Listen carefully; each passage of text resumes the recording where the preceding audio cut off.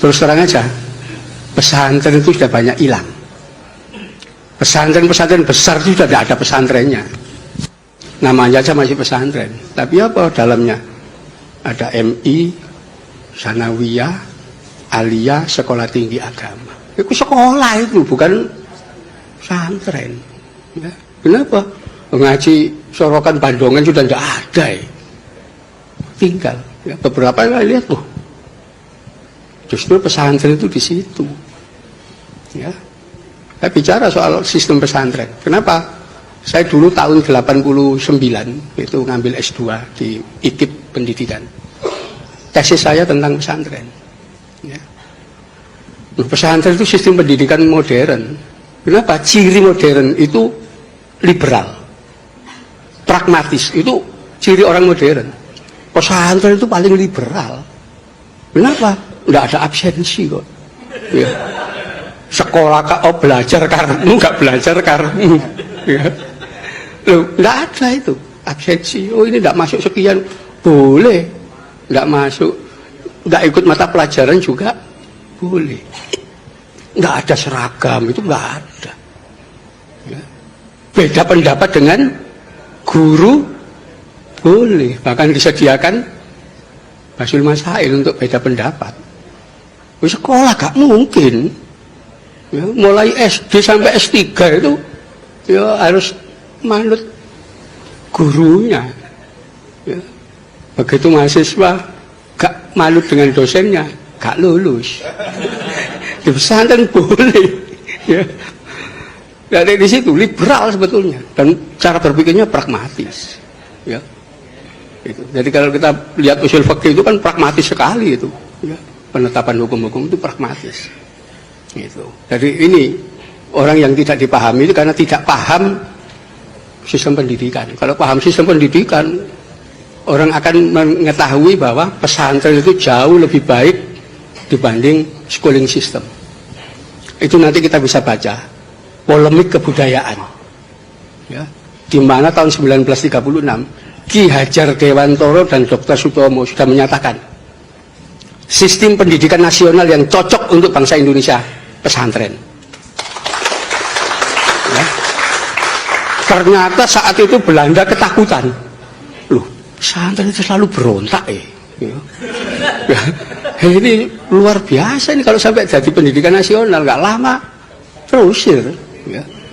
Disitulah oleh Belanda dimunculkan pegawainya dia yang dipercaya. Namanya Sultan Takdir Ali Sabana.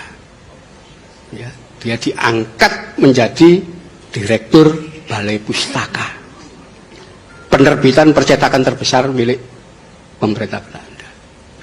Disitulah Sultan Takdir menulis tulisan-tulisan bahwa pesantren itu sekolah primitif, ya, yang menolak modernisme dan seterusnya.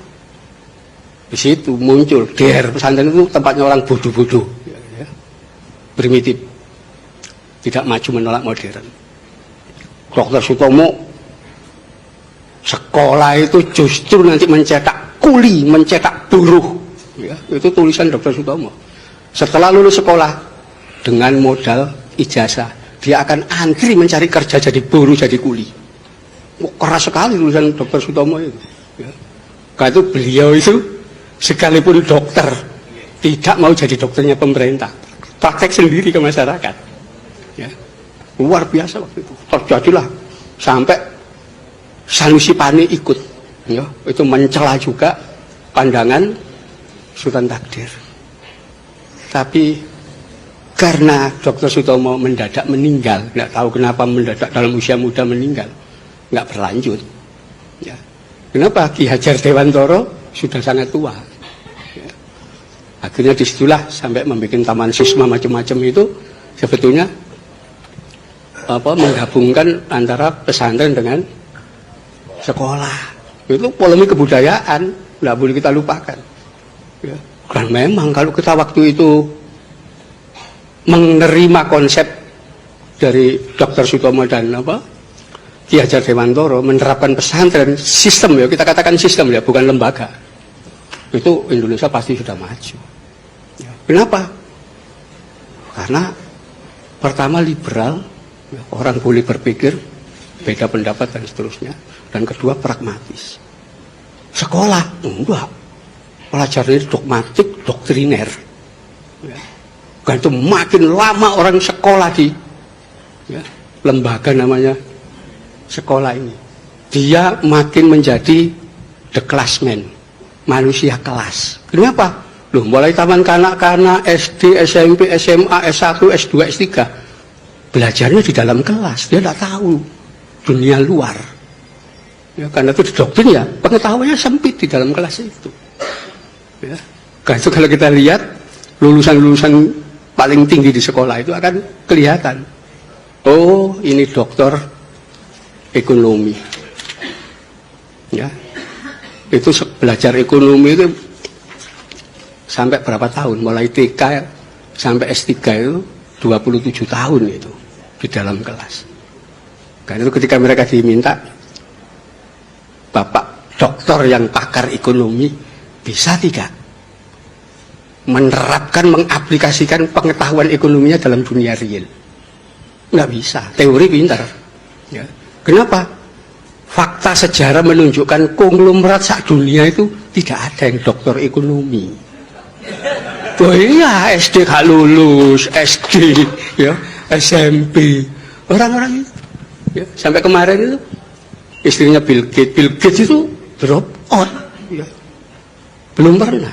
Nanti silakan dibuka aja. Ada nggak dokter ekonomi yang jadi konglomerat? Nggak ada. Begitu juga pakar ilmu politik. Ya. Belum ada dokter ilmu politik jadi presiden di satu negara. Ya. Loh, faktanya begitu. Amerika negara gede kurangnya apa? Mana pernah dipimpin dokter ilmu politik? Nggak ada. Di Rusia, Jerman, Perancis, semua orang pendidikan rendah-rendah semua. Kenapa? Orang yang tahu dunia real, bukan di dalam kelas. Ya, nanti di dalam semuanya akan kelihatan itu. Ya, jadi kalau pesantren kan enggak, ya realitas masyarakat. Kenapa? Enggak menggantungkan diri pada ijazah. Wong ijazah sekolah enggak laku. Ya. Untuk daftar tentara juga enggak boleh. Daftar polisi juga, apa ini pesantren. Enggak dianggap. Ya, tapi itu fakta. Ya. Bahkan kalau kita mau buka sejarah bagaimana kaum sarungan yang dianggap primitif itu, ya, dalam sejarah kita, yang melahirkan TNI itu orang-orang dari pesantren mayoritas. Ya. Itu fakta. Ya. Saya nulis buku judulnya Fatwa dan Resolusi Jihad. Ya. Sekarang masih proses. Saya nggak ngerti kenapa terlambat, padahal sudah selesai Desember 2016 kemarin. Sampai sekarang ini nunggu. Kata pengantar aja belum selesai. Ya, harusnya sudah dibaca semua orang. Ya, bahwa yang melahirkan negara ini itu adalah golongan dari pesantren. Termasuk yang membidani lahirnya TNI. Anda bisa bayangkan TKR ketika dibentuk, ya, 5 Oktober 1945, tanggal 10 Oktober sudah diumumkan. Ya, TKR itu memiliki 10 divisi. Ya, 10 divisi, satu divisi isinya 10.000 pasukan. Ya, itu terdiri dari 4-5 brigade. Divisi pertama jelas ditulis di situ, dipimpin oleh Kolonel Kiai Haji Samun. Ada Kiai Hajinya di situ. Ya, silakan data ini dilihat di Pusat Sejarah ABRI. Loh ada. Ya. Itu divisi kedua Kolonel Kiai Haji Aruji Kartawinata. Ada Kiai Hajinya dihilangi. Ya. Komandan Resimen 17 Letnan Kolonel Iskandar Idris. Itu ada semua. Ya. Komandan-komandan batalion itu gelarnya kiai-kiai semua. Ya. Di Malang itu Kiai Iskandar Sulaiman, mayor. Ya. Kiai Abdul Manan Wijaya, ya. Sampai pahlawan di Malang itu ada namanya Hamid Rusdi. Itu ketua Ansor Malang dulu. Ya. Yang meninggal dalam pertempuran dan jadi pahlawan dia. Ini kenapa hilang dari sejarah gitu loh. Ya, itu saya ungkap semua di buku Fatwa dan Resolusi Jihad. Ya, bahwa TNI itu salah satu yang membidani adalah dari golongan kaum sarungan dari pesantren. Ya, saya kira itu ya. Assalamualaikum warahmatullahi wabarakatuh. Waalaikumsalam warahmatullahi wabarakatuh.